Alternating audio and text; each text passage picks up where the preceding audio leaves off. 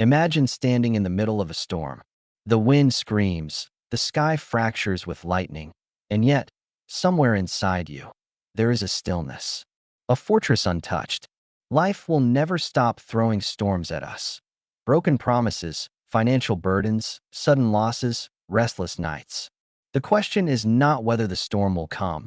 It always will. The question is, can you remain unshaken? You know the feeling. You wake up with your chest heavy, scrolling through endless notifications. Deadlines pile up. People misunderstand you. The world demands more than you can give. And in those moments, you wonder, will I ever be free from all of this pressure? The truth is, you cannot control the storm outside. But Stoicism teaches us you can master the storm inside. 2,000 years ago, philosophers like Marcus Aurelius, Seneca, and Epictetus faced trials as real as ours: wars, exile, betrayal, and death. Yet their wisdom survived not because it belonged to an ancient world, but because it speaks to the modern soul. Stoicism is not about suppressing emotions. It is about learning the art of resilience, to remain grounded when life trembles, to find strength in what you can control and freedom in what you cannot. This video is not a lecture. It is a journey. Together, we will explore 7 Stoic principles, each one a key, forged in the fires of human struggle, designed to unlock a fortress within you. By the end, you will not just understand Stoicism, you will feel it. And when the storms come again, you will stand unbroken. The first Stoic principle is this: events are neutral. They are not blessings nor curses until your mind decides they are. Fire can burn or warm, rain can destroy or nourish. It is not the event itself, but your perception that creates suffering. Most people are captives of their own judgments, mistaking opinion for reality. To master perception is to reclaim power over your life, for nothing external can wound you until you grant it permission. Marcus Aurelius wrote, "If you are distressed by anything external, the pain is not due to the thing itself, but to your estimate of it." These words are a mirror. The world throws stones, yet your mind decides whether they become weapons or stepping stones. The emperor himself, burdened with war and betrayal, teaches us that reality is not what happens, but the meaning we assign to it. A friend insults you. The insult itself is just air, vibrations fading into silence. Yet the mind seizes it, etches it into your heart, and calls it pain. Another person hears the same words and lets them pass, untouched. Or imagine a missed bus, a canceled meeting. One sees misfortune, another sees a gift of unexpected time. The same event, 2 different worlds. Perception does not describe reality, it creates it. Practice this. When trouble strikes, pause before reacting. Ask yourself, what story am I telling about this? Then choose a new story. Let the insult become training in patience, the delay a chance to breathe. This is not denial, it is mastery. Train your lens, and you will find that life's arrows cannot pierce you, for you carry the shield of perception. In mastering your perception, you master your freedom.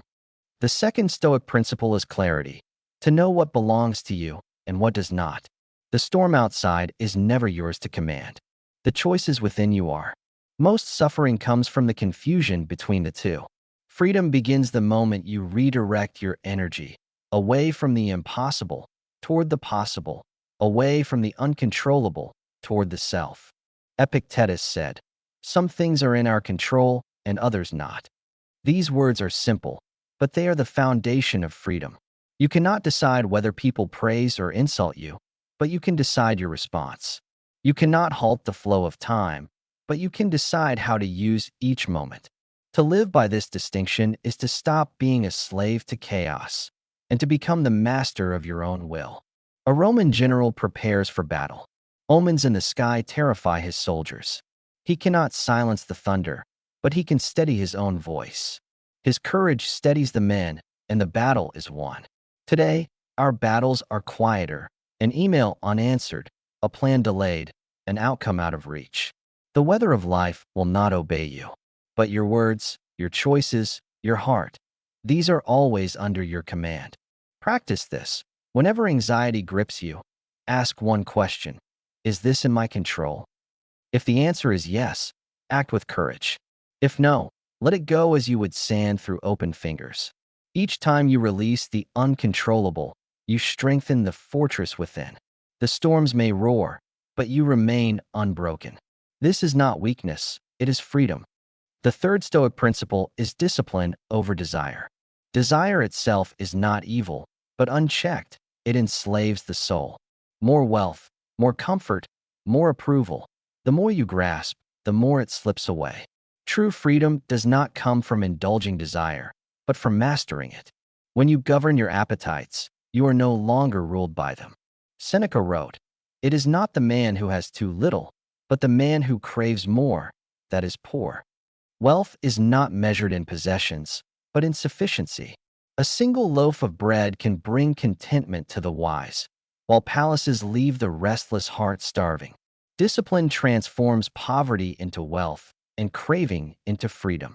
A Roman senator feasts on silver plates and marble halls, yet his nights are restless. Across the city, a philosopher dines on bread and water, yet glows with peace. Today, billionaires compare and despair, while the humblest find joy in simplicity. Desire is never about what you have, but about what has you. The Stoics chose mastery over slavery.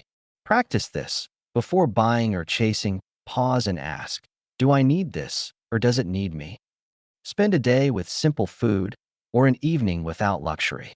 These small acts train your spirit, forging sovereignty over desire. Discipline is not deprivation, it is liberation. The one who masters desire cannot be mastered by the world. The fourth Stoic principle is to live in accordance with nature. This is not only about forests and rivers. It is about harmony with the cosmos and with your own reason. Rivers carve valleys slowly, trees endure storms silently, stars move with perfect rhythm. To resist this order is to break yourself against it. To move with it is to find serenity, for nature's law is also the law of your soul. Marcus Aurelius said, "Live in agreement with nature." He did not mean only the forests and seas, but human nature itself, our reason, our virtue, our duty to one another. To betray this is to fracture the soul. To honor it is to live in truth. A farmer plants seeds in winter, demanding harvest from frozen soil. His impatience brings ruin. But another waits for spring, aligns with the rhythm of the earth, and gathers abundance. Life is the same. When you demand it obey your timeline, you suffer. But when you accept its seasons, beginnings and endings, you discover strength in the very flow you once feared. Practice this. When change comes, let it be like seasons turning. When something ends, let it fall like autumn leaves. When something begins, let it rise like spring's first bloom. Align your choices with reason, with virtue, with the rhythm of life. Living in accordance with nature is not passive surrender, it is active harmony. And in that harmony, nothing can break you. The fifth Stoic principle is courage in adversity. Life will not spare you from hardship, loss, illness, betrayal, even death. Yet adversity is not the end of strength, but its beginning. Courage is not the absence of fear, but the choice to move forward despite it. When the storm rises, courage is the anchor that keeps your soul unbroken. Seneca wrote, "A gem cannot be polished without friction, nor a man perfected without trials." Hardship does not weaken the soul, it sharpens it. The fire that burns away fear also forges resilience. Without trials, there is no growth. Without adversity, there is no courage. Epictetus was born a slave, beaten, scarred, denied freedom. Yet he chose not despair, but wisdom. His body bore wounds, but his spirit remained unconquered. Today, your trials may be quieter: job loss, heartbreak, illness. They may feel like prisons, but they can also be forges where a stronger self is born. Adversity is the arena where courage proves its worth. Practice this. When hardship comes, do not ask, "Why me?" but "What strength can I build here?" Train yourself with small acts, cold water, silence, discomfort, so that when great storms arrive, you are ready. Courage is a muscle. The more you practice, the stronger it grows. Step willingly into adversity, and you will find that nothing can conquer the one who chooses to rise. The sixth Stoic principle is Amor Fati, love of fate. Acceptance is not enough. The Stoic embraces every event as if chosen. Fortune and misfortune alike are threads in the same tapestry. To resist is to suffer twice, once in the pain itself and again in the refusal. But when you say, "Yes, this too is mine," even tragedy becomes treasure. Marcus Aurelius said, "A blazing fire makes flame and brightness out of everything that is thrown into it." This is Amor Fati. Every insult, every loss, every hardship can become light if you feed it to the fire of your spirit. Fate is not your enemy. It is your teacher. Picture a sailor in a violent storm. The fearful curse the sea, fighting the waves until they drown. But the wise sailor adjusts his sails, letting the very wind that threatened him carry him home. Fate is like that storm: loss, heartbreak, failure. You can resist and be broken, or embrace and be carried forward. Amor Fati transforms misfortune into momentum. Practice this. When hardship strikes, whisper to yourself, "Yes, this too is mine." Write it in your journal, breathe it in your meditation, carry it into your choices. Amor Fati is not naive optimism. It is radical acceptance. It transforms wounds into wisdom and setbacks into strength. When you love your fate, you become untouchable because nothing can arrive that you have not already embraced. The seventh Stoic principle is the practice of virtue. For the Stoics, virtue was the highest good, the one treasure no storm can take. To live with wisdom, courage, justice, and discipline is to stand in harmony with the cosmos. Wealth fades, power crumbles, beauty withers. But virtue is eternal, shining like gold refined in fire. It is the one foundation that cannot be shaken. Marcus Aurelius wrote, "Just that you do the right thing. The rest doesn't matter." Virtue is not about controlling outcomes. It is about choosing integrity in every act. The universe may strip you of everything, but it cannot strip you of your character. Virtue is the wealth no thief can steal, no storm can break. A Roman governor is offered bribes of silver and gold to betray his duty. He refuses, choosing honor over fortune. Centuries later, a worker resists the pressure to lie for career advancement. Virtue is the oak tree in the storm, battered but unbroken. Wealth and titles vanish, but the legacy of virtue remains, etched into eternity. Practice this. Let every choice be guided by virtue. When anger rises, choose justice. When fear tempts, choose courage.